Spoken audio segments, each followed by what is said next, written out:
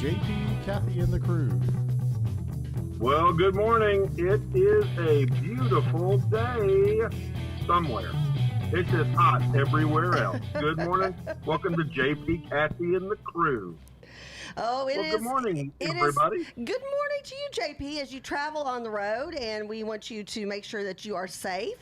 So if you get cut off or anything goes crazy, you just take care of you and that vehicle and precious cargo involved, so you do not get in an accident. Right. Yeah, we don't want any accident. We want to drive. No. Hey, some good news. Charles, his mom continues to improve. Charles, is that correct? Yes, she's getting better. Love it. Eating well yesterday, from what I understand. Love it. Yeah, that's right, because y'all are having to rotate who can visit since your family is so large. And then, JP, you have some good news from Stan the Man, the comedian. Yep, we are out of the hospital and successful, and we are out of surgery, and it was a great success.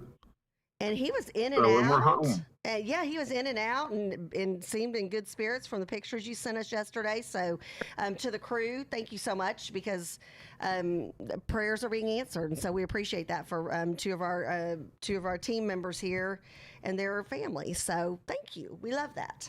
And there were lots and lots of prayers, that's for sure. And boy, how and prayer appreciate is awesome. They Yep, work. prayer works. They work. Always believe prayer works. So, Kathy, what are we looking at temperature-wise today? Well, I'm we have afraid to got, ask. no, actually, it's not going to be bad at all today. A high of 91, a low of 66. Currently, we've got sunny and 60 degrees in Frisco, Texas, here at the VentureX Studios. So very lovely weather. And actually, Friday, when we're going to have our barbecue, we are looking at a high of 93 that day and a low of 71 and sunny again. So couldn't ask for better weather. And if you're going to be coming to the VentureX Cookout, shoot us a shout out. Let us know so we can kind of predict how many people to plan for. Well, or just show up and hang out. Amen. Amen. We want to see But you. we'd Come like to hang out count with so us. we don't run out of barbecue. Well, right, but we understand how hard it can be to RSVP, though. It's one link. It's come and go. So please, even if you can come by and just grab a soda or a cup of coffee and check the new studio out, we'd love to have it. You know, is the studio going to be open? As a matter of fact, Charles, do you know? Maybe people can come in here. We can take pictures with them in front of our JP, Kathy, and the crew sign. I think so. I don't think anyone is scheduled for Friday. Okay. Yeah, that'd be kind of cool. Have people come in studio and we can take pictures. That'd be awesome. Yeah. That'd be fun. Great. That'd be fun. Good times. It's kind of strange not seeing JP. Yeah, just seeing like a professional picture. Hey, we're doing the best we can. We can hear you, so that's all that matters.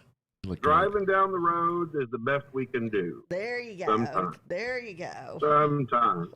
So, did you notice that Wiley ISD today was recognized as a model for going back to school on campus? Oh, I love to hear that. Mm-hmm. So obviously they're not partying like some of the college campuses who have already been shut down. A few days of being together and partying. You've got college campuses already shut down. So what you're saying is Wiley is not partying in their dorm rooms? Apparently not. They are not partying in their dorm room. The teachers are doing a great job. The students are doing a great job. Love it. Following CDC guidelines and the Department of Health, Texas Department of Health as well. And as a result, school is going on at school. Fantastic. And so again, they are the national model, receiving recognition now all over the country. They were on different morning shows this morning talking about all of the great stuff that they are doing in Wiley. And so there you have it right here in Collin County. Our very own Wiley ISD recognized as the national model for going back to school. I love that. That's fantastic. Yeah. I mean, that's a huge kudos. And I also like the fact that we're hearing about these positive stories, because there are some great return to school stories. Not return to school remotely. I mean, there are good return to school remotely stories, but as far as the stories about in person, we need to hear more of that. And again, let's talk about what people are doing right. So, hey, if Wiley ISD has a fantastic model, let's have other schools around the country model their model, pun intended, even though it's not Pun Day Monday or whatever Charles calls it. But, don't go there. Don't go there. Don't go back. Too late. He's reeled in. So we definitely need more schools to follow Wiley's lead. Yeah. But if there are any Wiley people out there, I'm curious to know what happened. Why is this working for you and not for the rest of the country? So come on, chime in somehow. And let us know. Actually, well, we know we've got Wiley ISD friends who are former Wiley ISD board members. Maybe they could chime in. We've got some Wiley ISD teachers who are members of the crew. So if y'all are listening, or if you catch our rebroadcast today and you hear this, ping one of us and let us know. We need all the bring help you on we the can show. get. That's right. Amen to that. Yeah, agree. Agree. Well, Kudos, I bet you I can give old Heather Leggett a call and get her on the line and have her talk with us too. So love it. Love it. Would love to hear from her. Something else that is becoming a national trend, and it's happening all over the country, including in Collin County, is the confidence in the daily coronavirus case count. I'm talking from a personal experience now with a dear friend of mine. So Kathy and Corley, they go down to get their COVID-19 test. Right. They get in line. The line was so long that all they got to do was fill out their paperwork and they went home. They didn't even bother to take the test. Wait, and what? they get the line was too long. They said, forget this. Just too much. We've been in line. We've been in line for like 3 or 4 hours, and we're done with this. And so they went home. And so they never got tested. They got a phone call the very next day that said, you've been tested positive for coronavirus, COVID-19. Shut it down. Are you serious? There are a lot of stories like that. Over the top. Yeah.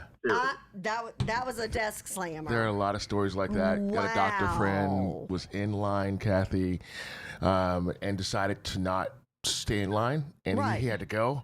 Apparently, they get your information first, and they sent him a test saying that you're positive, and then sent him another one saying that he wasn't. But since you haven't been tested and we don't know. Yeah. So. Wow, y'all. Yeah, I mean, as you know, I'm a little fishy about top to bottom on that one, but we'll get into that another day. Yeah, well, I mean, but that's definitely something we need to talk about. That's huge. So y'all each personally know a person who has tested positive yet was not tested. Correct.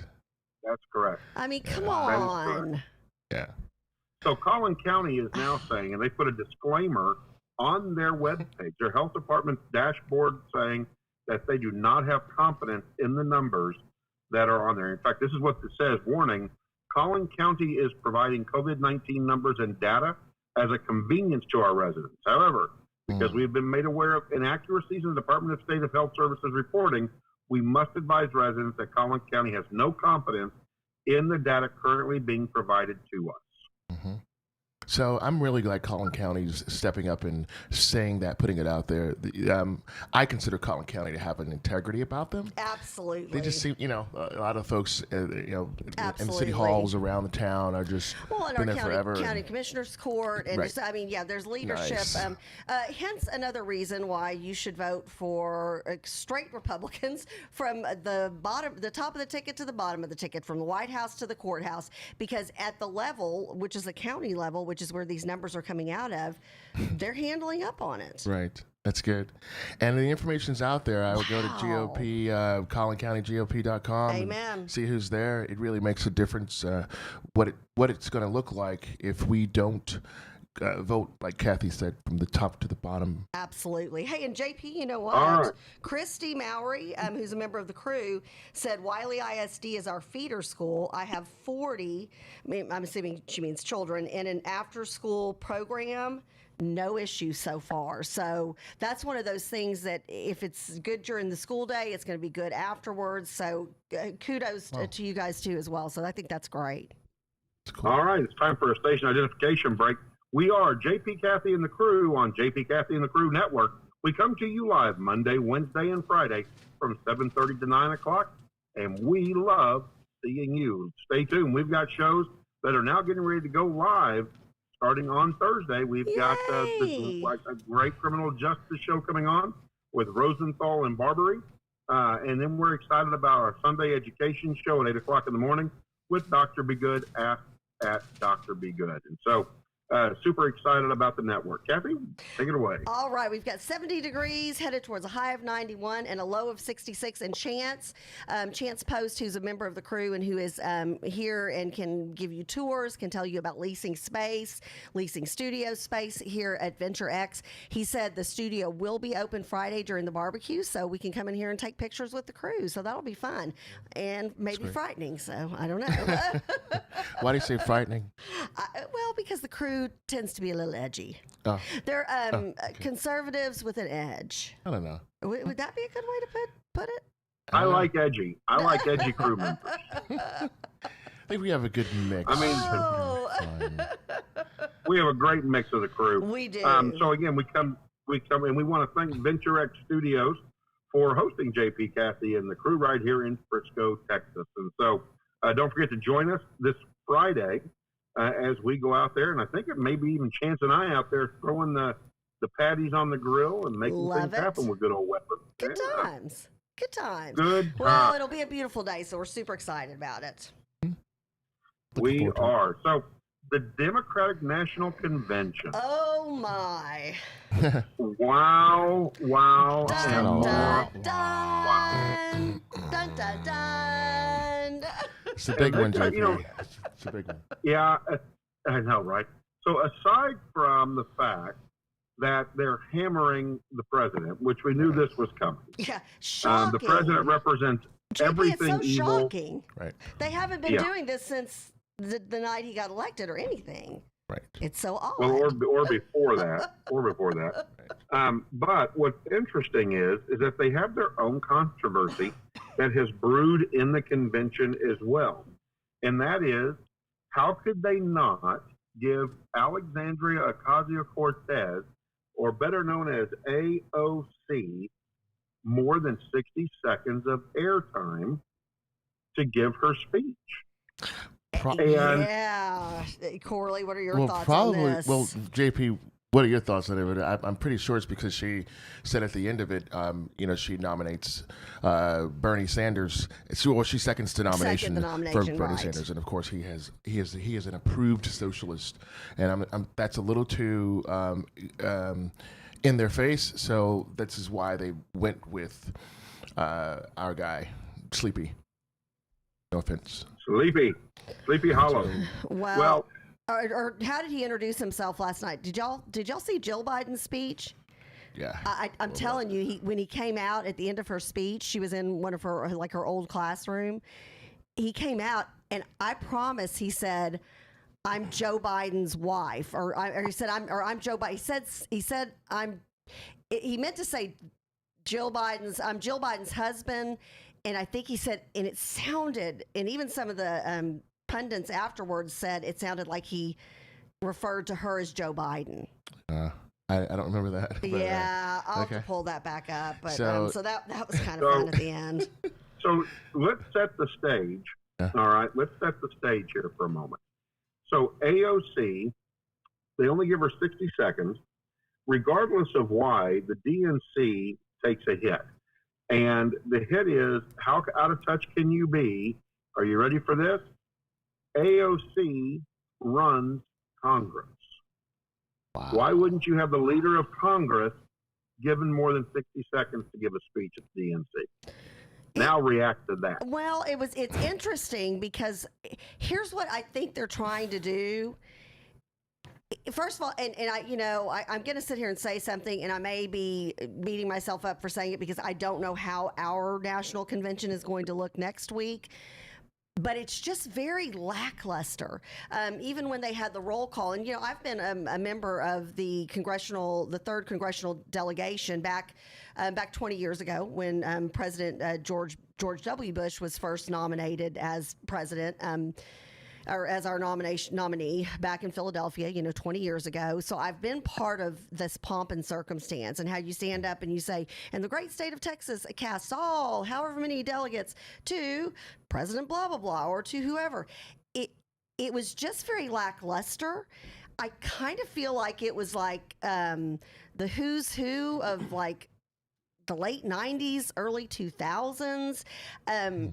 It's there. If I'm a Democrat and I identify with the AOCs and the Bernies of the world, which really is where this party has gotten its energy from of late, I'm kind of disappointed because, I mean, heck, we've had Kasich on, we've had Colin Powell on, who was another Republican that they had on? I'm trying to remember. Anyways, and they've had some very conservative Democrats. They brought Jimmy Carter out. They brought Bill Clinton out, which that's a whole nother topic for a whole nother day with all his Epstein stuff that's now coming to light, and the Me Too movement being against him being on and all this kind of stuff. Right. I don't, if they're trying to attract their, like, to me, a state convention for the Democrats or for the Republicans, national, local, whatever the case may be, you're all about pumping up your base and your grassroots. I mean, JP, you've been to a bajillion conventions as a delegate like I have. It's all about, in our case, Republican talking points, the Second Amendment, the First Amendment, the Constitution, pro-life, local control, lower taxes. I hear them, it's like they're trying to appeal to the independent voter, but there's not the pomp and circumstance. I don't know how many people are even tuning into these things other than us because, it's part of our gig and we're political junkies. I don't know. It's interesting to hear you talk about it. Yeah, it's interesting to hear you talk about it because you've been there before. Yeah. And though it was a convention, it was an unconventional format because it was online. Yeah. And so that probably lent to it a little bit. Probably, yeah. But that didn't stop anyone from delivering searing words to Donald Trump. Oh, that's all they have. And that's all they had. Well, and they really don't have it. They just don't know it. So it's interesting. Yeah, it's interesting. So I think the First, Second, and Third Amendment has become, racial inequalities, female and homophobic things. It's like the social. Social mishaps that they're trying to solve, not traditionally, not with due process. They're solving it by throwing the guilt out in this broad, net. But that's the narrative. Every single person that spoke, they had a voter come in, and of course they're going to use the coronavirus and blame it on Trump. Oh, yes, yeah. She goes, my dad was a healthy 65-year-old. He only had, the only pre-existing thing he had was trusting Donald Trump. I was like, It's trying to instill fear. Let's come back to the center, though. I want to bring this conversation back. Sorry. Yeah. We're talking about the fact that the DNC is so disconnected from their base. AOC, who has had a huge influence on the platform for the party, has had a huge influence on legislation that Democrats have tried to restructure around how far left she is, only gets 60 seconds. Keep in mind, in her 60 seconds, she never even mentions Joe Biden and her support for him running for president. Well, heck, go ahead. The Democratic Party is so disconnected from their base. They're concerned that they're not going to be able to get Bernie Sanders' base out. They made an attempt with Bernie to speak, but they're missing the point that Bernie's the guy on the way out. AOC is the gal on the way in this situation and trying to grab those far left voters. And they missed the boat. She doesn't mention the president once. She complains about misogyny, racial injustice. They're all their talking points. Oh, yeah. Well, right. Well, it's all the rhetoric. And people are tired of rhetoric. And so the party can't and refuses to still embrace their far left uprising within their party. And they continue to push that down. As a result, they have alienated an entire group, large group, voting bloc of Democrats. But number one. Number two, Biden. Who is that? Who is that base, though, JP? I'm going to take it a step further and piggyback Bernie on what you said. Sanders. Well, I don't think they know who their base is because they've got people. They had like a caucus of young people, and all they could talk about was the Green New Deal. Yet then you bring on Colin Powell and you bring on John Kasich, and you're trying to talk about how, heck, Jill Biden even said it in her speech last night that my husband is all about working with Republicans. They had a big old thing on McCain and Joe Biden and their bromance back in the day. I mean, who is their base? Because they've got one extreme talking about the Green New Deal and AOC talking about how this is the stepping stone for the next true revolution in the party, which you're right, she's talking about herself, and Bernie's handing over the whatever, the flame, the baton, whatever to her. But so they're talking out of both sides of their mouth, and you can't please everybody at a thing like this. They are, but you know what? Go ahead, JP. Station identification break. It's currently 7:53 in the Dallas-Fort Worth area. We are JP, Kathy, and the crew. We come to you live Monday, Wednesday, and Friday from 7:30 to 9 here on the JP, Kathy, and the crew network. Kathy? Beautiful, beautiful day today. Sunny, 70 degrees currently, headed towards a high of 91 and a low of 66.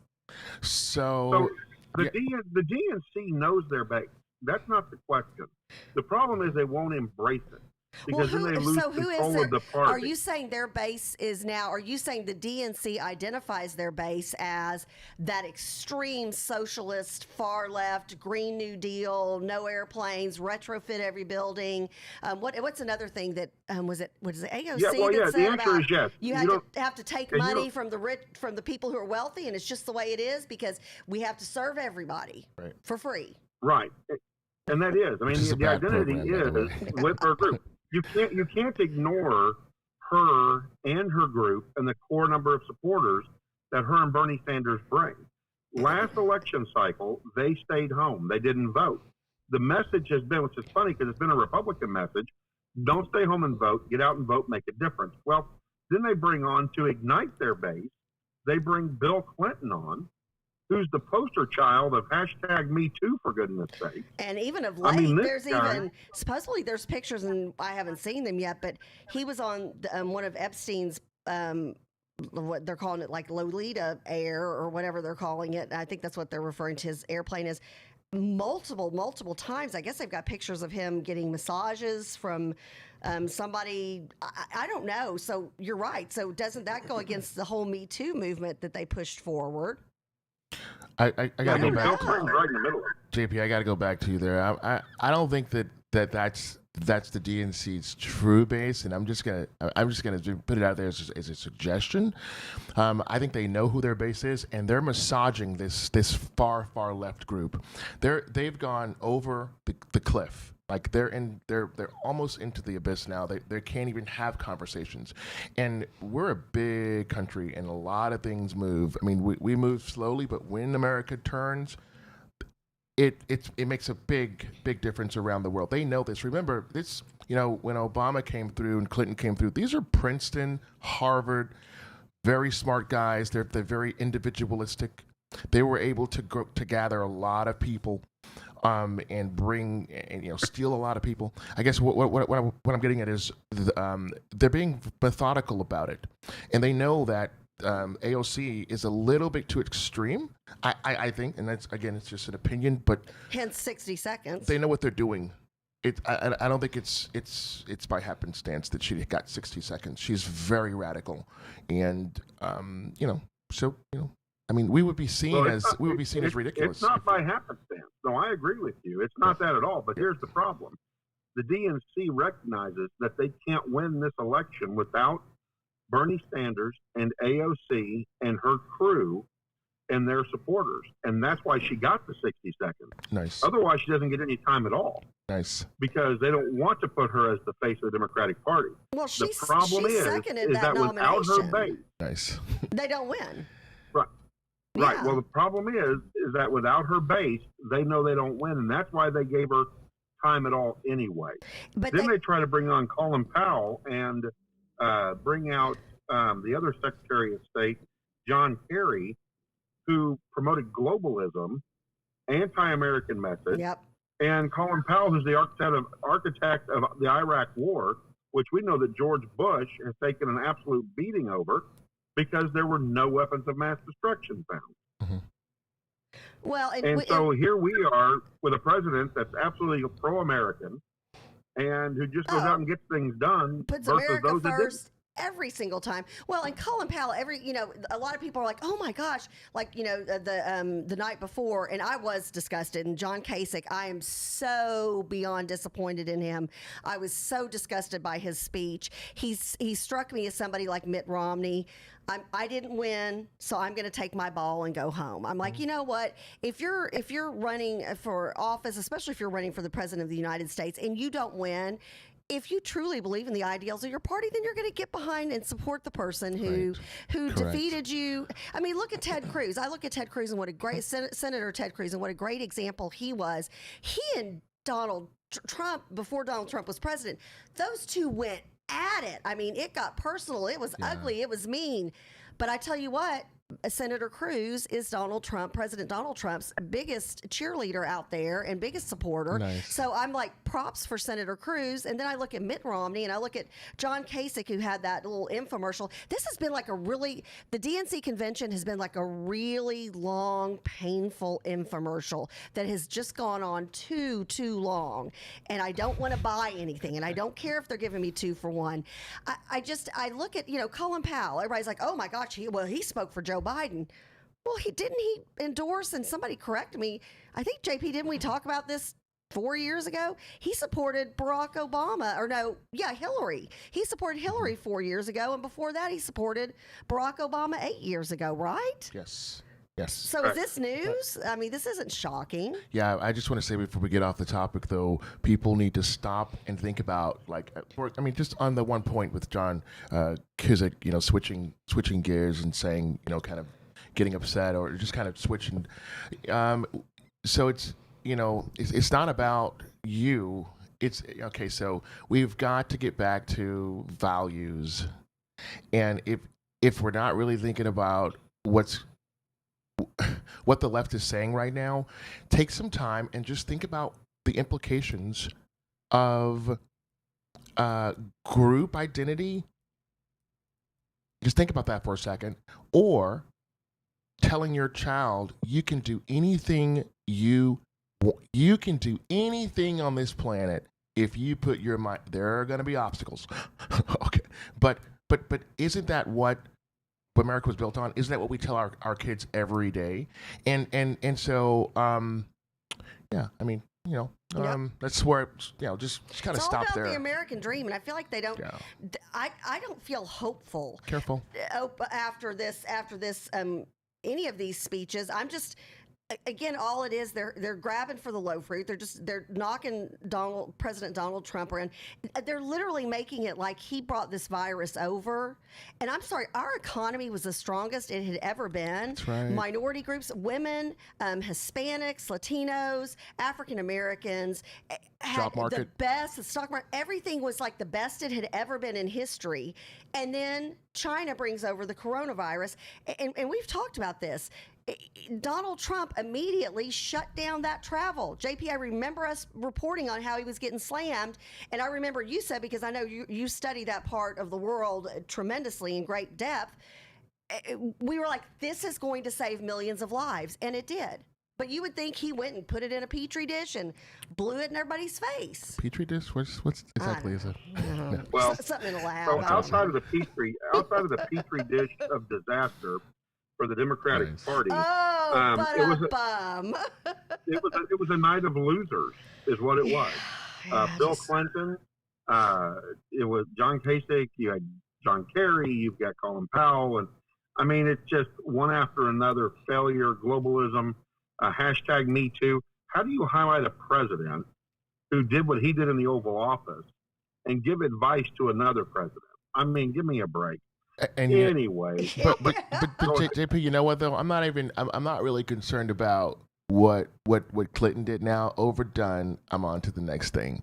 Why would they be losers? In my eyes, is because they're now completely reversing what they really believe. For example, Kamala said in her acceptance speech, she said, Joe Biden is a man that always doesn't say what is someone doing to me, but what can I go back and look at it. She said, but what can I do to make things better for myself? Why is that good enough for Joe Biden, but not good enough for all the black people? And I take it personally because she's using my third generation American black that's started here back when the country began. and she's using that to promote whatever it is she's promoting. So I guess, back to my point, why would they be losers? Because it's like switch and bait. And they're doing one thing. The very values that the Republicans are preaching got her in her seat. Why is it good enough for Biden to do these things? Individualism. And by the way, this is the new racism, by the way.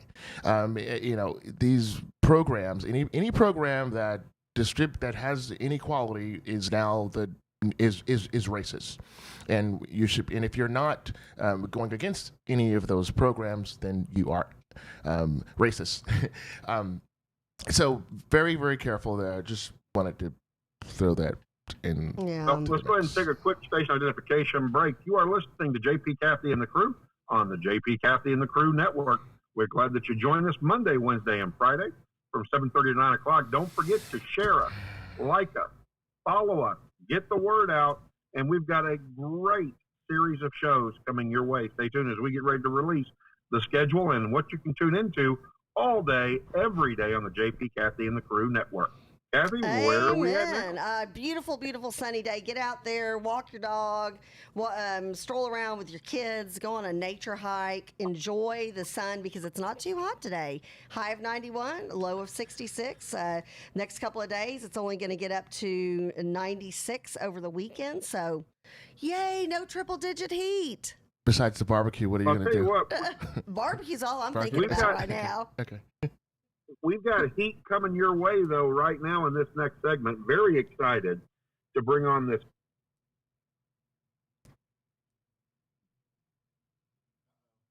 And we've lost him. Do we get into deep conversation to the NRA, guns, Second Amendment. Make your mark with sight mark with James Sellers. He should be joining us right now, in fact. We should be getting ready to talk to James. Chuck, he's ready. Do we have James on the line?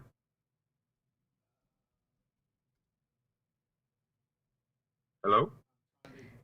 Getting him on. I'm trying to get him on. Yeah, getting him on. Did I freeze? Okay, we're getting him on. Uh-oh. My Zoom thing's not responding.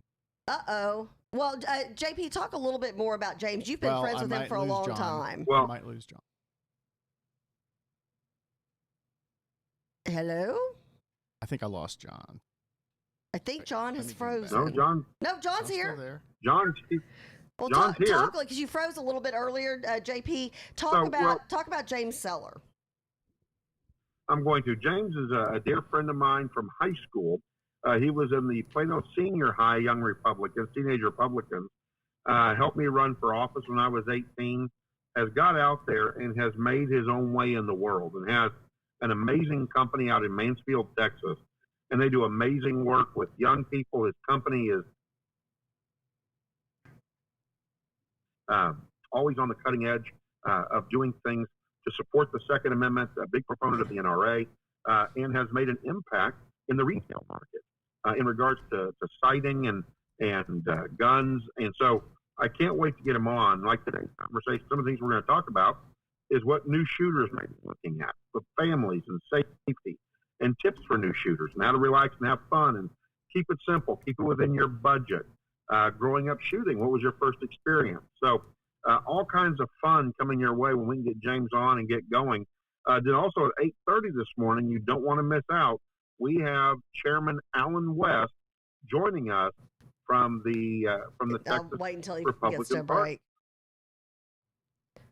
All right, and JP, we're gonna restart you real quick so we can bring both you and James on. We're trying a new program today, so we apologize to the crew, and y'all stick with us because we've got, like I said, like JP said, we've got a James Seller coming on, and then we also have Colonel Alan West, who's the RPT chairman now.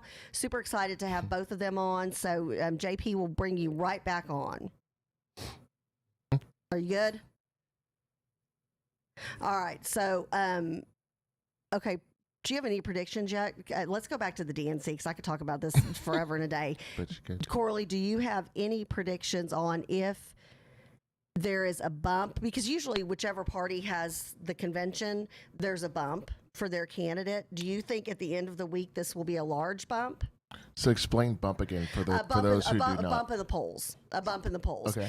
So basically, whoever's leading, whoever the candidate is, and the party who has the convention that week, you see a bump in the polls. You see a spike because people are like, oh, well, look at that. And that's all nationally. This is going to exactly. So, do you think this type of a convention? And again, I don't know what our convention is going to look like next week. It might be kind of a glorified Zoom meeting as well. It is what it is with COVID. We have certain things we have to do. Do you think there will be that natural bump in the polls, a natural spike? And again, at the end of the day, the last and the big speaker is when Biden comes on to speak. Which the bump will go down. I mean, God bless him. Yeah, just come on. Yeah. Well, so I mean, so the message definitely is resonating and will resonate. We're gonna see, and I'm sure Gallup's doing polls, so we'll have that. We'll try and have that for folks Friday. Yep. But also, so there's a little bump right now. I'm not sure who's watching. I don't think as many people are watching as they think.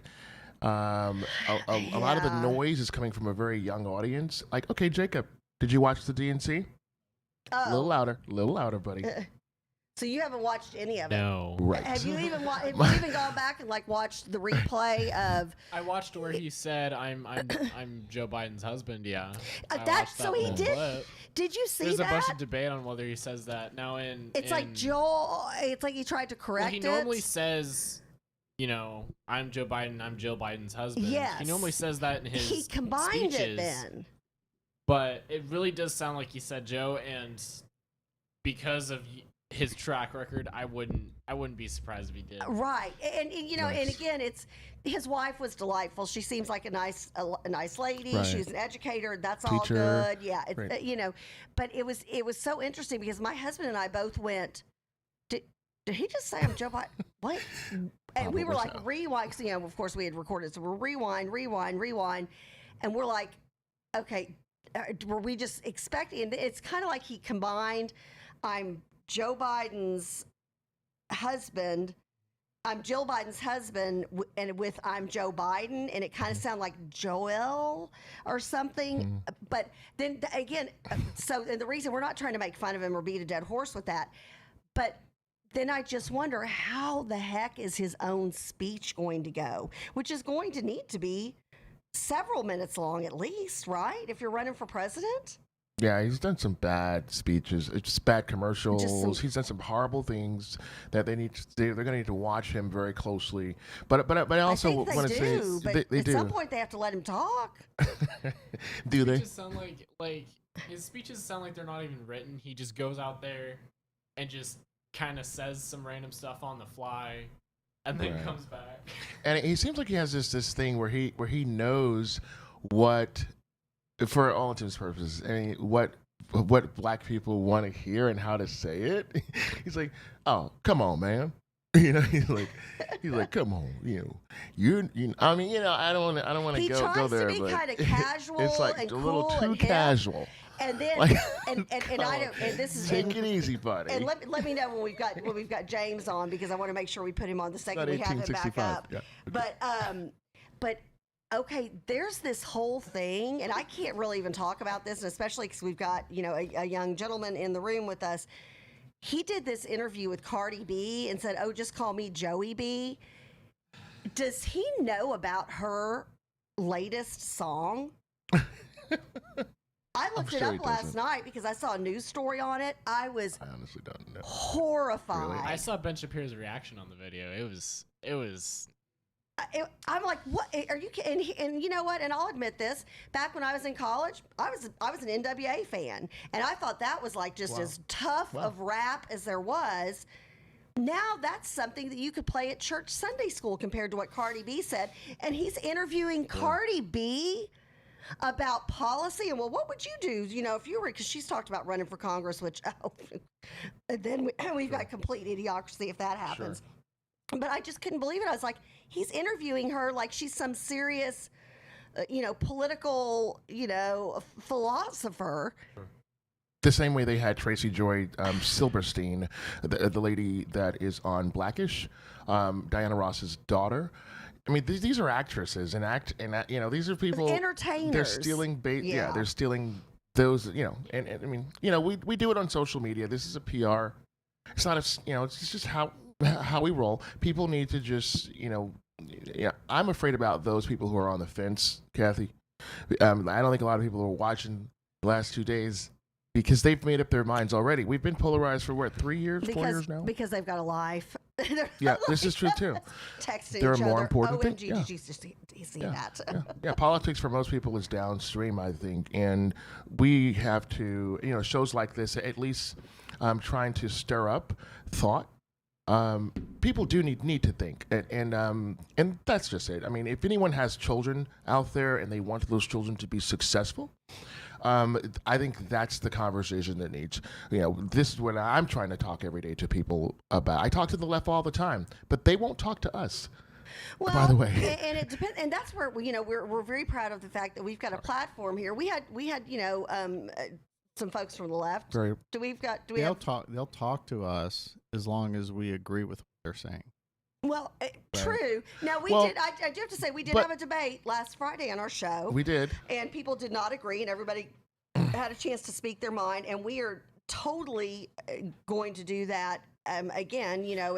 For that topic, for other topics, because it is important for us to learn how to do that, or to go back to a time when we could do that, so we can teach that next generation how to keep that speech going. Correct. But to Chuck's point, I don't think they're willing to really have a deep conversation on air because they'll get canceled.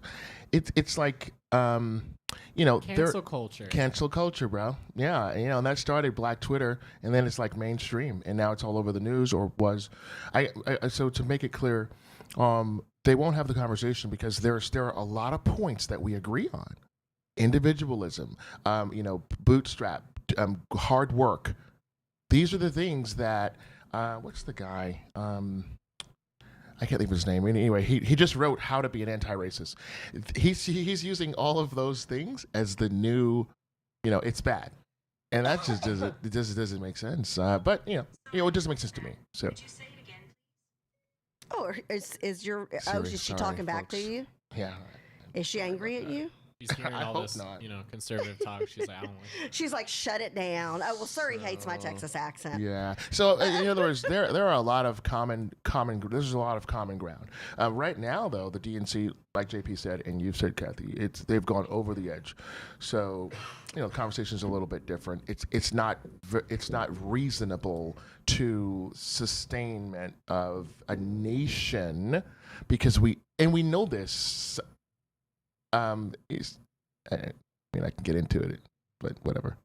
Well, get into what? Well, Don't leave us hanging. no. It's so. I mean,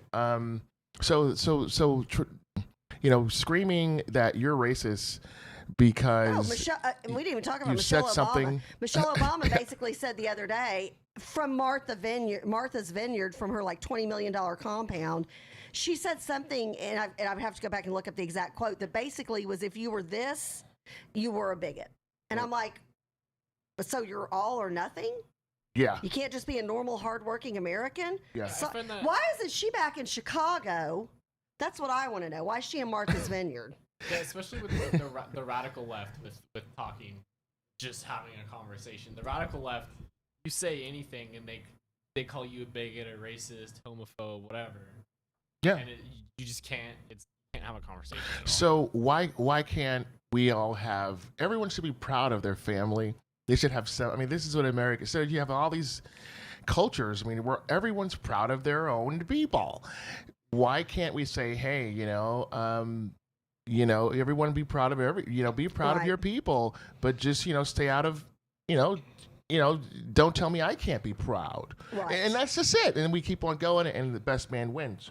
Who wants to be in a place where everyone lost on this crowd? I don't understand it. That's lost on this crowd. Well, and Corley, I'd like to know your reaction to what Cleo from the Cruise said.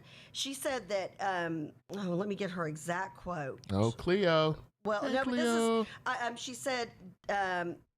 Cleo's hard. Cleo's so hardcore. She said, and Cleo's a black woman, so I'm interested in this perspective. She said Biden is the typical liberal who needs to do quote unquote black speak to talk to black people, and so like when he was talking to Cardi B, and I'm sitting here thinking, first of all, who did not do their homework to look up her? I don't care if you are the furthest, most extreme left person on God's green earth.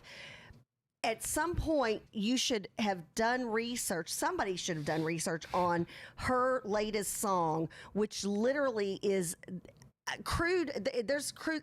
There needs to be a new word invented to describe how crude this song is. And so he's sitting there talking with her. First of all, trying to talk like he's young, and trying to talk like he's kind of got the black street lingo down or something like that. And he's like, "Oh, just call me Joey B." And I'm like, okay, and they just let that happen. If President Trump went on, well, heck, President Trump has hung out at the White House with Kanye West. Does President Trump change his demeanor or the way he speaks? No. And so I just, somebody has not done their homework. And Cleo's right. If he's doing that, why isn't that just normal? Why are they treating it as normal speaking when we would be slammed for that? A Republican would be slammed for that. You know what she's done? What? She's drugged men and stolen from them. What? And she even admits to it, and no one's canceling her. Wow. Cardi B? Yeah. Wow, I had not heard about that, but So two points there that you brought out, Kathy. One, there's like this. They believe, or Biden believes, and I could probably convince someone fairly well that he believes, because of things that he said and how he said them, in instances with him talking black and saying to be, black. By the way, Obama did that a lot. Like when he goes to the South or when he goes to black crowds, he's like, being more black. But we know he's a very well-spoken intellectual. Oh, I was gonna say he's a highly educated, very well-spoken orator. I mean, they, even now disclaimer, did not agree with his policies. I'm just gonna say that, but there are a number of people, even conservatives and Republicans, who spoke about him during his presidency and said he had the ability to communicate in a very similar manner to James. Ronald Reagan. Right. So, which is interesting. Also, is that James? Can he hear us? Yes, good morning, all right, Kathy. Yay, success. How are you today? How are you, our friend? Doing good. Looks like we had a little internet difficulties, but it's good to be on the show. I've wanted to join you for some time. Excited. Oh, super excited to have you on. Okay, so let's talk about you. Let's talk about your business. Heck, let's talk about, we've been talking about the DNC convention, so please help us, and let's talk about the Second Amendment. Okay, well, great. Well, we are a Texas-based company based out of Mansfield, Texas, so we're already off to a good start there. I got a great team of people. Amen. Yeah, great team of people dedicated to taking care of the folks that believe in the Second Amendment and hardworking Americans all across the country. So that's what we do. We want to make their experiences outdoors, shooting and hunting, and provide them with tools to hunt and shoot safely and protect their families. So. Love it. Mm-hmm. Well, so let's talk about when the company started. How big are y'all? For those, and we do have a number of people who are big on the Second Amendment, and including all of us here who are part of JP, Kathy, and the Cruise Network. Let's talk about what you can provide, what services, all that kind of good stuff. So when did y'all start? Sure. All right. So SiteMark was founded in 2007, and what we actually at that time, if you look back, most of the people hunting and shooting were really focused on traditional hunting. So it's bolt action, very kind of upscale, very wealthy, very proper kind of approach. But we noticed a whole lot of people just wanted to go shooting, and they wanted to shoot what the guys came back from the Gulf, and they wanted to shoot the same type of way they shot over there, and they wanted to use the latest and the greatest, and that was the AR-15. So back in 2007, AR-15 was kind of like a new thing. Some people didn't know if that was going to end up being the dominant rifle or not. But Sightmark came out and said, we think the AR-15 is a fantastic platform. It's fantastic for shooting. It's fantastic for hunting. It's great for just getting out and having fun and hitting targets. So Sightmark's whole purpose in life was to create products to make the AR-15 and other modern sport rifles as accurate as possible and to make them as enjoyable and fun for the people using them. Okay. So. And here's the thing. Let's just get this out. And we do have a number of members of the crew who do not necessarily, we've got some new listeners to the show with our new format, new members or new audience members, I should say. I don't know if they want to be considered part of the crew yet. We would love to have them as a crew, but when you say fun and guns, they think the two can't coexist. So let's talk about that, James, and talk about how they can. Absolutely. And safety, all of that. Yeah. Here's the thing is I grew up in a family that, really believed that people should be independent and should be responsible and should be able to take care of themselves, if we need for anything, right? So firearms are really a part of who we are because we are hunters at heart. Yes. We also are liberty-loving people. We rose, against tyranny and created a country by force of arms, and we protect that liberty by being willing to stand up and do what's right when necessary, whether it's defending our country from threats from abroad or domestic as well. So whether that's protecting your family against home intruders that are hell-bent on harming your family, or if you want to put food on the table. So that is kind of where we came from. Honestly, firearms in the United States is the history is one and the same. I think the Second Amendment, because if you want freedom of speech, you want freedom of religion, you want those freedoms, you're going to have to be able to defend that. It's just the history is filled with examples of well-meaning, intended people who thought they're doing the right thing and got terrible results, and taking away people's right to defend themselves and protect those liberties always leads to tyranny. So I think the Second Amendment is very relevant. But I think from the family side, so think about that. So it's American tradition. You want to teach your children about American legacy and what it means to be American. We are a country ruled by citizens. Citizens have to be able to defend themselves. We have to defend the country when needed. If we're called upon, we have to be able to answer that call. So my family actually aren't very big hunters. I grew up with a father and grandfather that taught me how to use a rifle. I think my grandfather took me out back. He had a ranch in California. I think he took me out when I was about 5 years old. But it's 22 in my hands. He said, "We're going to come out. We're going to teach you how to shoot this rifle safely, and you're not going to go in until you master this." So I remember sitting and shooting off a John Deere tractor in the back of the ranch, learning how to shoot a rifle for the first time. And what a great experience. And fast forward though, Kathy, what's your experience with shooting? Have you had a chance to experience? Yes, I have. And I'm not the best. I had trouble with Pong and Super Pong. So I'm not the best. I've done quite a bit of clay shooting over the decades, because a lot of the different political events I've been to have been clay shooting, and I love it. I always have a blast. Let's just say I always have a good time. I'm not the best. I know one of the last times I went shooting at a gun range in Tyler, Texas, I shot around the target really well. Like, it was almost like the gentleman instructing me. He said, let's just say this was by design and you were trying to just scare your target and not shoot your target. I was like, wow, that's a nice way to get me coming back to your gun range. I love to shoot. And again, it's got good connotations because I go back to my grandfather showing me his guns and teaching me about guns when I was very, very young. And so those things, they're not just part of, America and our ability, thank the good Lord, to defend ourselves and our family.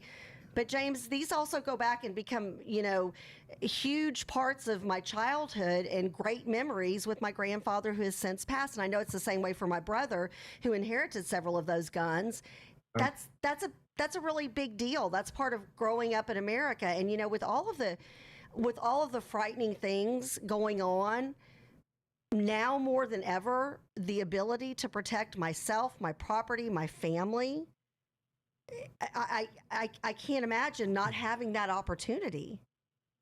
I couldn't agree more. I think those memories, brothers and uncles and friends and stuff going hunting or shooting, those are memories that we cherish. I mean, it's great. It's a great experience and great accomplishment to learn how to shoot a firearm safely.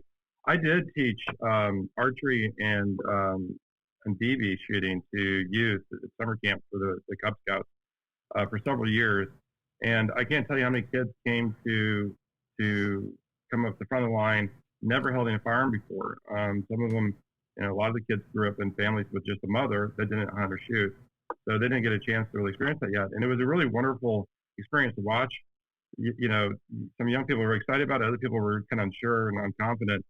But to give a young person some challenge, something that they can do, and then see the results immediately and take pride in that, and then get better at it, it's a great sense of accomplishment and empowerment.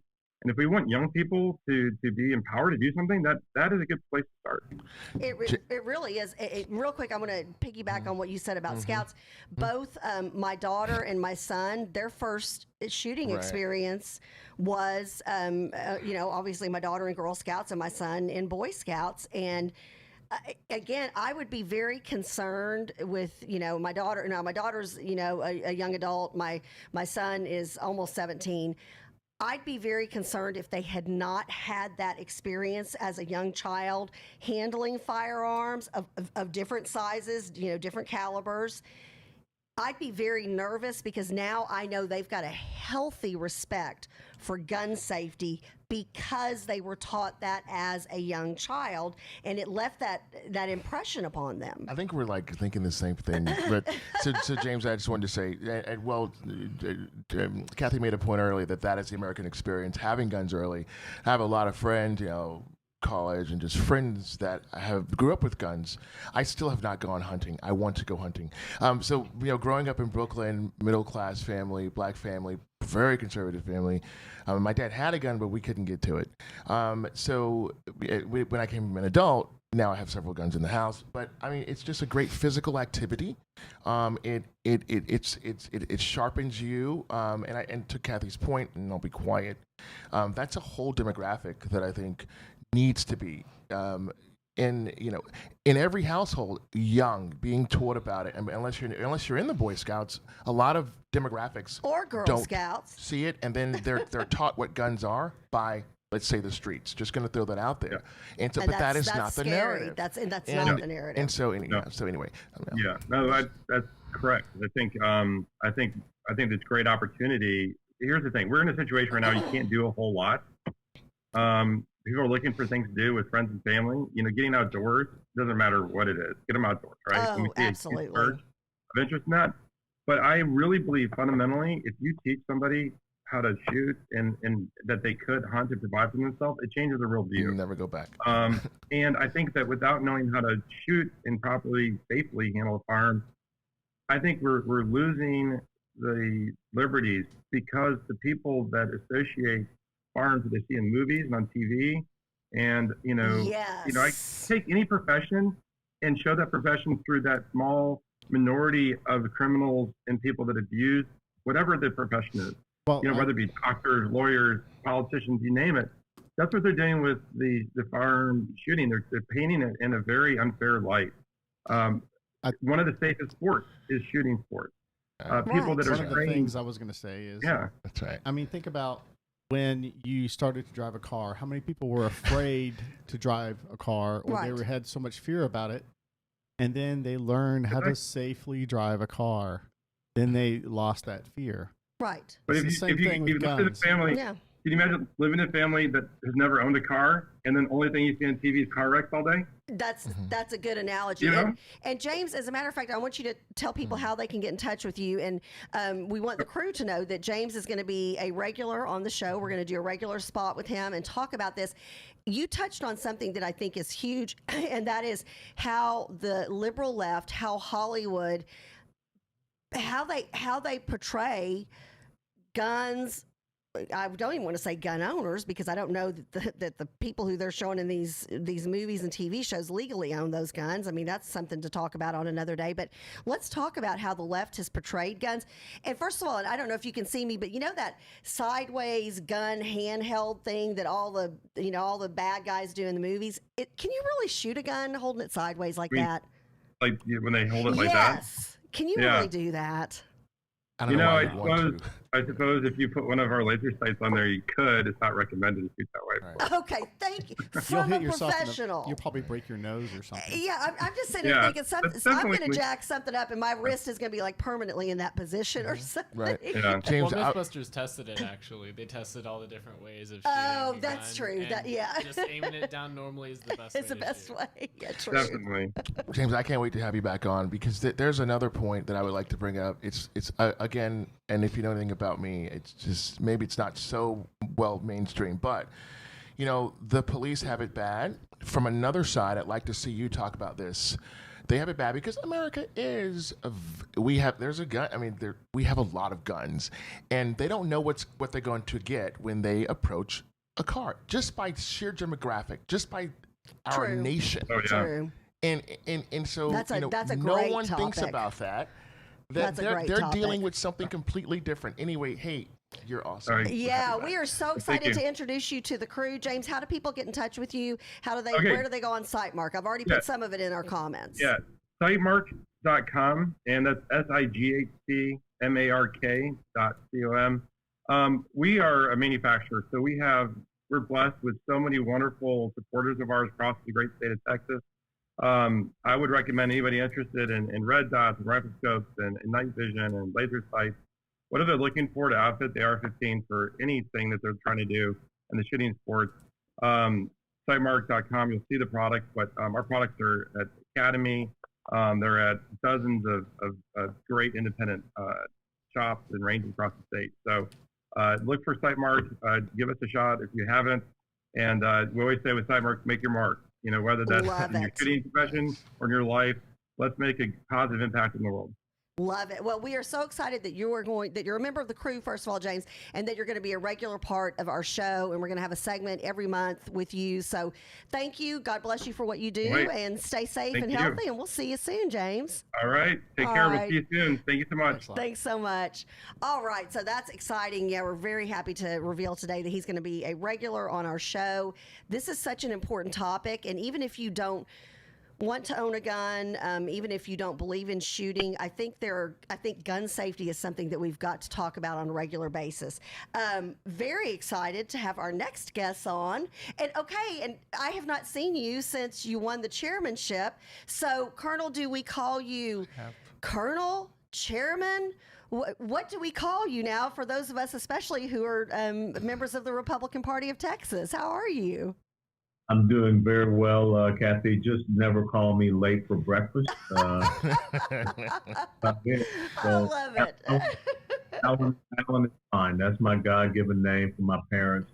So I'm not into all these titles and whatever. I'm just into getting the work done. Well, sir, we are just so excited to see you. And I just, as a person who's been involved with the Republican Party myself for over 30 years, have been a county chairman, have been a county commissioner, have been a delegate to conventions since the 90s. You, first of all, the exchange between you and James Dickey at the virtual convention when you had won the position, this showed it was a tough fought race, but this was two patriots coming together to pass the gavel, and you handled that with such style and such grace and such compassion. And I think that really set the tone for your leadership and how you were going to lead. And then, boy, after that, I'm seeing press release and statement and, RPT chairman says this and RPT chairman says we need to do this. I love all of the activity. I think you're a phenomenal communicator. So I'm going to let you talk now, but I just want to say kudos and thank you. And I'm so proud to have you in this position. Well, thank you very much. And, I'm just blessed by the Lord because it wasn't too long ago I was pretty banged up in a motorcycle accident. The fact that I'm in this position now is just a testimony of His grace. But the most important thing I want people to understand is that we have to be focused. I don't like the circular firing squad, and we need to make sure that we're all on the same message page. And that's why I try to get out as much communications and information, because this is a critical fight for the future of the United States of America, and Texas is on the tip of the spear, and the Republican Party of Texas is going to be leading that fight. Sir, good morning. First of all, I feel really privileged to be talking to you. And I do have a question for you around how you deal with certain things, because because I'm dealing with a lot of things from my own folks, and by my own folks, that's a broad map. But how you deal with it, because there are things that people don't know about you. And it's because they're not really interested in different views or really what someone feels or believes. I mean, I don't think a lot of people know your intellect around foreign policy and around domestic policy. I don't think they really know how deep you go, the breadth and depth. So people on Facebook I won't get into it, but I'm sure you know about it. And I'm like, does this person really know how smart this guy is? And I'm not like tooting your horn, but I'm really privileged to be here sitting here talking to you. And I did communications at SMU, so I learned how to interview. But this is like one of my first biggest communications interviewing. So thank you for being on. I'm not that big of a guy, and one of the things that I always try to get people to understand is a very simple maxim that I have, is that you never allow irrelevant people to cause you consternation. And so you don't go out there chasing all the detractors and whatever. Amen. And in the end, when you don't give people a platform, you end up taking their perceived power away from them, and they become frustrated. So I think the most important thing is that I can stay on message, stay on point. And if people are out there trying to call me names, undermining, me or things of this nature, the very first press release from the Texas Democrat Party after I achieved this position, they called me racist. The following week, they called me a bigot. And there is a member of the McKinney City Council that actually referred to me as a coon. That's what I was referring to. Yeah. I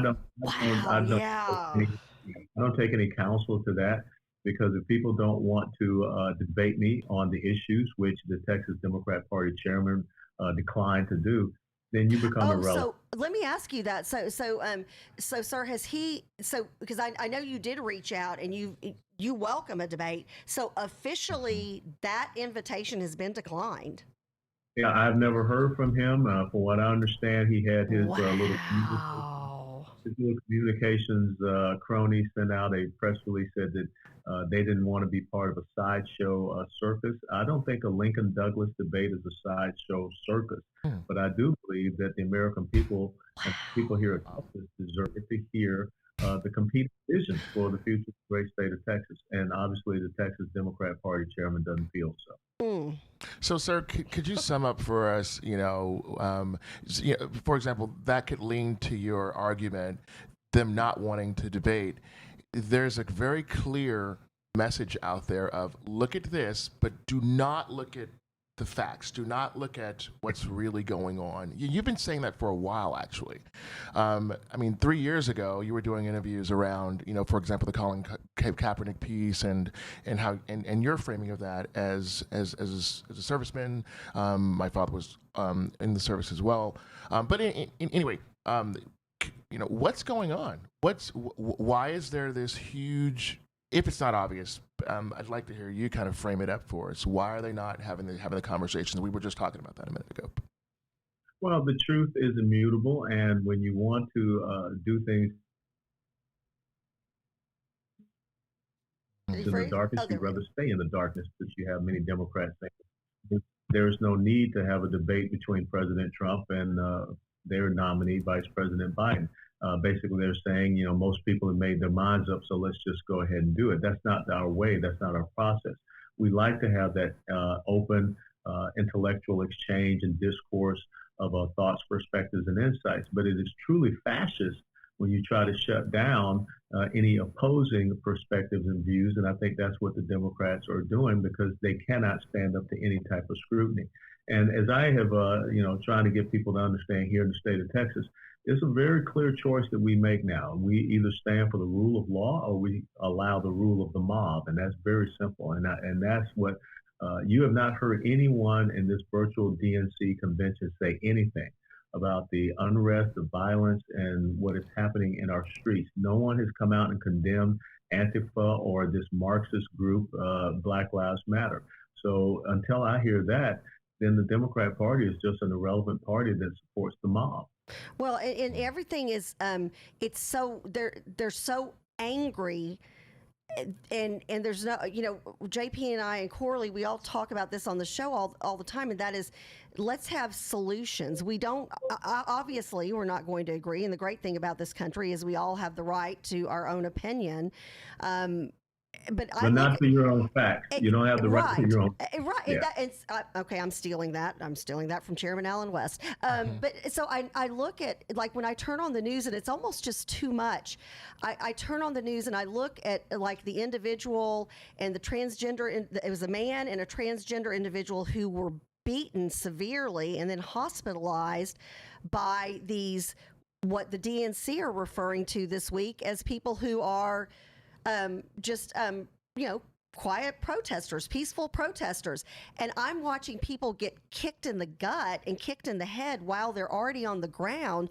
And I'm seeing, like in Chicago, cars running into buildings and people running around and looting and say it's their right to loot and they deserve to loot, and running around to where, sir, it doesn't even look, it looks like a third world country. It doesn't look like America. Yeah, you're absolutely right. And having served overseas in several combat zones, what we're facing is a domestic insurgency. There's no doubt about it. They have a political ideology, and they're using threats, coercion, intimidation, and violence to achieve their ends, their means. As a matter of fact, Black Lives Matter has come out and said that looting is justified as a means for reparations. That's insidious to me. I mean, they are basically saying that, theft and crime is an accepted tool that they will continue to use. But I think it's so important. Language and verbiage is key in this battle that we're in, this ideological battle. We should not be calling these people protesters. They are a mob. When you drop off 11 buses of Antifa and Black Lives Matter members in downtown Austin, Texas, for them to try to establish an autonomous zone, that's the mob.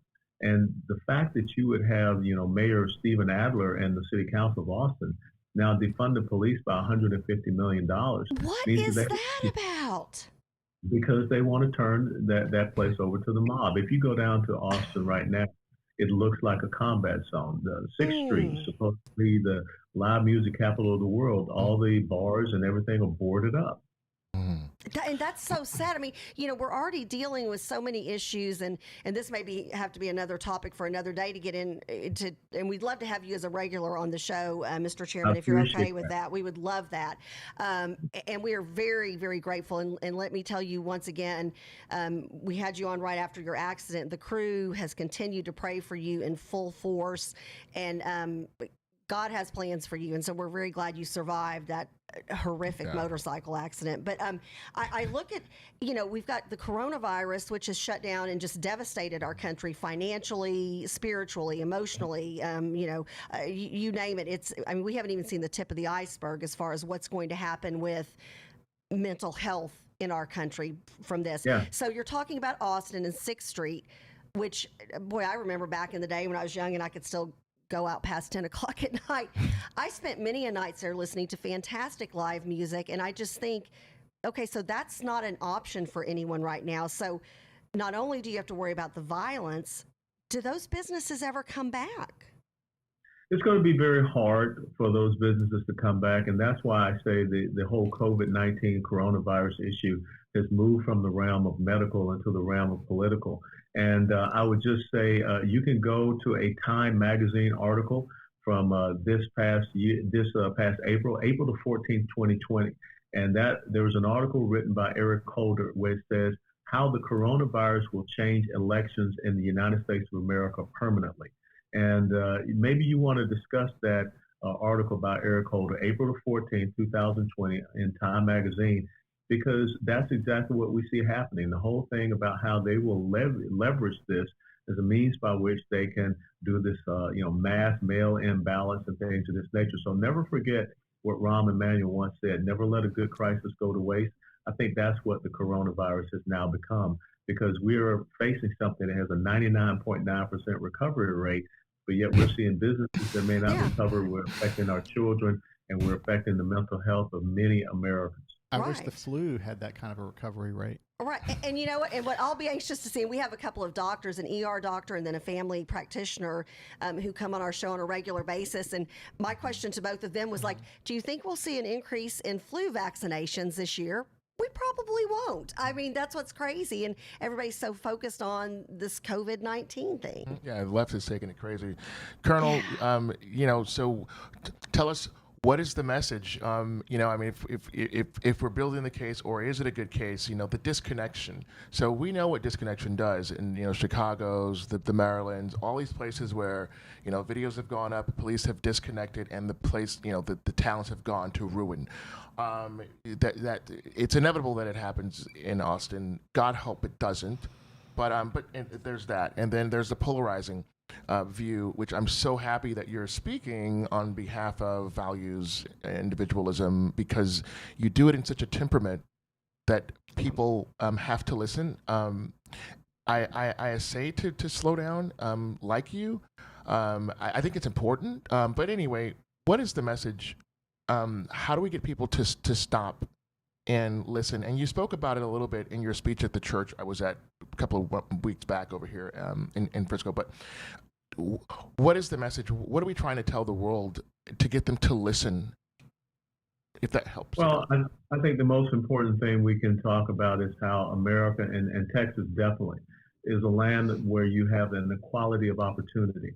You think about my life's journey. I was born in a blacks-only hospital in Atlanta, Georgia, in the inner city. And look at where I am today because of the equality of opportunity that is afforded by this country. But you have a different group of individuals that when they talk about equality, what they mean is the equality of outcomes, where they get to make the decisions about your life and the path that you can take. So I think that here in Texas especially, Texas is all about people becoming victors. But what we are facing is a philosophy of governance and an ideology that needs victims.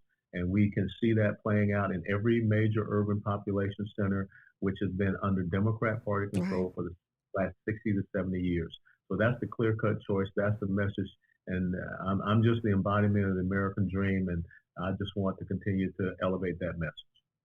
Wonderful. Thank you for that. We're looking forward to you. Right. I mean, and let's talk about this. So we've got, less than 3 months. I mean, we are literally right around the corner from our election. What can conservatives do right now to ensure victory from the White House to the courthouse? Because this year, and if you can talk about this as well, sir, we don't have straight party ticket voting on either side. So this is, I'm finding, I'm one of the chairmen for Victory in Collin County this session or this election season. And one of the big things is we're knocking on doors and people are saying, oh, well, don't worry, honey, I vote straight Republican ticket. And we're having to say, hey, and these are educated, intelligent people. We're having to say, wait a second, you have to go all the way down the ballot. So what are your thoughts on victory strategy? Well, most importantly, as you just mentioned, Kathy, we have to inform, we have to educate, and then we can activate. So it's important we get people to understand that you don't just hit that box at the top. You've got to go in there in the ballot booth, and go all the way down that ballot. And that's why one of the things we want to do is make sure that every single county has a ballot slate on the Republican side so that we can have it online, we can text message it out to people, we can also hard copy it to people so that they know, because we cannot afford to lose 56 judicial positions like we did 2018, because a lot of people didn't go down the ballot. The other key thing that we want to do is make sure that we are registering people to vote, and especially in churches. In 2016, 25 million Christians did not come out and vote. So not only do we register, we got to activate them to get out to vote. And with that being said, it is so important that we start to look at, those people that don't tend to maybe want to agree with us, but continue to try to get 3 out of 5. That's what I challenge every person. Okay. You get 3 out of 5, that's 60%. 60% is a landslide in any political race.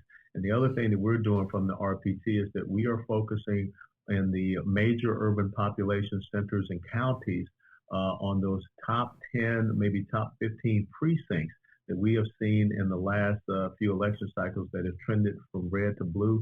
And we want to laser focus on those precincts, help those precinct chairs to understand not just the number of people that they need to get that precinct trended back to red, but also provide them with those individuals. And then we want to be able to micro target so we can send text messages by doing digital door knocking right to that person. So that's the granularity that we're looking to have.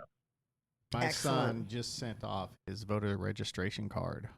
Love it. Jacob, who's part of the crew and who's been helping us every morning with our broadcast, great young conservative, gives me hope. That's awesome. So you'll be voting in your first presidential election, right, Jacob? That's awesome. That's awesome. So we're trying to activate the youth as well, and that's when I know you're really good about being very inclusive for everyone, and let's talk about something that just happened yesterday. That it's interesting because I hear about the Me Too movement, all these angry women always just up in arms, and then a number of women who are in these riots. I don't hear the other side. I heard our side talking about it. I know the Capitol Republican Women produced a beautiful video that they put out yesterday, and they've been highlighting women all month. We had the 100-year celebration of women's suffrage. I felt like Colonel, we were the only ones talking about this. I mean, literally 100 years ago, I could not have voted. So this is a really big deal. Why are we the only party talking about women's suffrage? Because we are the party that did something about that. And just the same as when you look at the 13th, 14th, and 15th Amendments to the Constitution, we are the party that did something about that. The Republican Party of Texas was founded by 150 Black men. So we have always been the party of civil rights. So the Civil Rights Act of 1964 passed only because of Senate Republicans. So that's why I believe that the left wants to go out and, this reimagining history and this revisionist history, tearing down statues and monuments, because they don't want people to truly know the history of the Democrat Party. It is, without a doubt, the greatest purveyor of systemic racism in the United States of America is the Democrat Party. So when you talk about women's suffrage, women's rights, things of this nature, women's rights is not just about murdering an unborn child. Women's rights is about equality of opportunity, and that's what we have to continue to stress. And let me probably close out on saying this important point. Everyone's talking about, winning the suburbs and suburban women. You can't find a handgun in most stores, running around here in Texas. True. The number one demographic that is purchasing handguns and going through concealed carry license training are suburban women. Now, I will tell you that these women understand that the mob is out there, and they are trying to protect themselves, especially when the Democrats are talking about defunding the police. So I don't think that any woman is going out and buying a handgun just so she can give it to Robert Francis O'Rourke in about 3 or 4 months. I think you're correct on that. Well, sir, how do people follow you? How do they get information? How do they get your talking points, which are so valuable to us who are out there, grassroots, boots on the ground? How do people follow you, sir? Yeah, you can follow me at texasgop.org, and you can Facebook, Instagram, Twitter, and then also Allen West, Texas is my personal side. So we make sure that we get all that information out there. And please, every Monday I put out the chairman's message point. So download that and share it, because we all have to be on the same sheet of music. Awesome. Well, we appreciate you so much. Can you be a regular on the show? Maybe at least come on. I know you're super crazy busy. We'd love to have you on at least once a month to talk to the crew and educate us and help us get out there and do the right thing for our country. consider it done. All right. Thank you, sir. Well, have a blessed day, and we will see you soon. Thank you. Thank you. New Republican Party Chairman, Colonel Allen West. First of all, God bless him for his service to our country. And this is, and we didn't even get in to talking about, and this will be another topic. Well, you know how God is such a relevant part of our country and how we were founded and what we were founded upon, the Judeo-Christian values, and we've lost sight of that. Like I didn't, with the DNC virtual convention, and again, I'm not watching every single minute of it, but I'm watching a large part of it. I'm not hearing anything about God bless America, faith. Or just like faith, or just nothing. Can somebody at least throw out a God bless America, or we're so blessed to live in this country? No, because you're being racist if you do that. Stop. That's not. Stop. Okay, that's so racist. how is that? And that just makes me crazy. Because the new religion. What I'm talking about. Well, there's only one religion now. Remember? What is that? I missed the memo. It's spiritual. Is it human secularism? Meditative. Yeah, all of those things. What's wrong with? And again, all of us, you and Charles and myself and JP, on a regular basis, we come together before or after shows, before or after meetings that we have, and we pray. And I'm really proud of that. I'm just. Well, what's wrong that's with a slippery slope. So you know what pray means, right? It means to ask. Okay. So they used to say, "Pray tell me." Yes. So pray is. Oh, you looked all fancy when you said that. By the way, that's why we need a camera on Charles. Chuck. I call him Chuck or Chuckles. No, not Chuckles. He is fancy. He's very fancy. So, but it's ask. We are just asking God for assistance. Yeah, or just asking God to be part of our lives. It's one of what's that song? Sometimes I thank God for unanswered prayers. God has a plan, and I know we're all firm believers in that. A large majority of the crew has talked about that with us, and they're believers in faith. I would like the next time that we have Chairman West on the show, I'd like to ask him about what happened with us that. You've got an entire party now, and not everybody, because I know Democrats, and I've got friends who are Democrats who their faith is very strong, and they wear it on their sleeve, and they're very proud of it. It's just like I'm looking at that convention, and I kind of think next week at the Republican Party of Texas convention, I know you hear President Trump mention God on a regular basis, and talk about God's blessings and how how we're the greatest country on God's green earth and all that kind of good stuff. I'm not hearing the other side. Like that's one of the big things that's absent.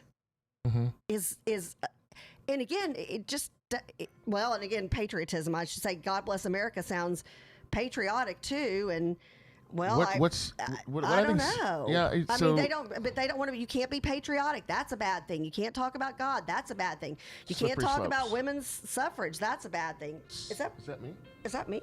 That's you. Slippery slope. And so I'll just kind of throw in there, if you want to know what's going on with this world. Is that my phone? Hold on.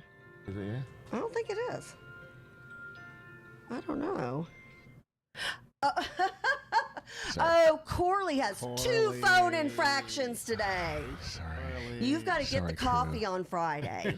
No, we already have coffee at Venture X. What's it like outside? The temperature, weather? Yeah. Oh, it's beautiful. It's 70 degrees. It's going to be 91 today for a high, or 90 for a high. Nice. You are so busted after the show. No, I'm just messing with you. It's going to be a gorgeous day. So get out there. It's going to be a beautiful day on Friday when we have our picnic. But barbecue. Finish talking about what you were talking about. No, yeah, it's very, very simple.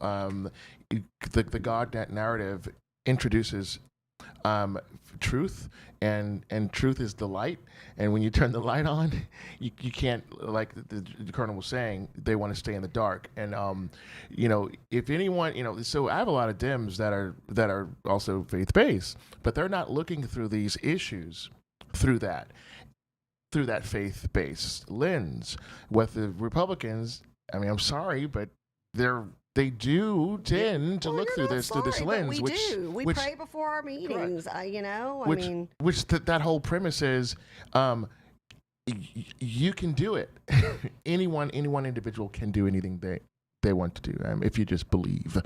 And just remember, even the smallest candle is light in the darkest dark.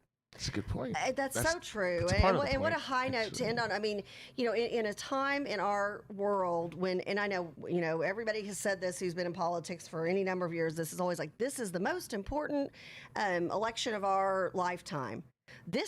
We are battling for the soul of America. We've talked about the fact that, a lot of great civilizations have crumbled after 200 years. Well, okay, start looking at how old we are.